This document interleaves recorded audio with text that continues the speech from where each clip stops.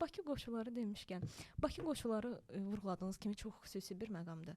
Çünki həmin vaxt Bakı qoşularının bəzi mənbələr qeyd edirlər ki, onların böyük əməyi olub və s. Hətta misal üçün bəzi filmlərdə də biz Bakı qoşuları ilə bağlı səhnələrə rast gəlirik, o olmasın, bu olsun da. Düzdür, onlar biraz satirik mövzudan yanaşıblar məsələyə.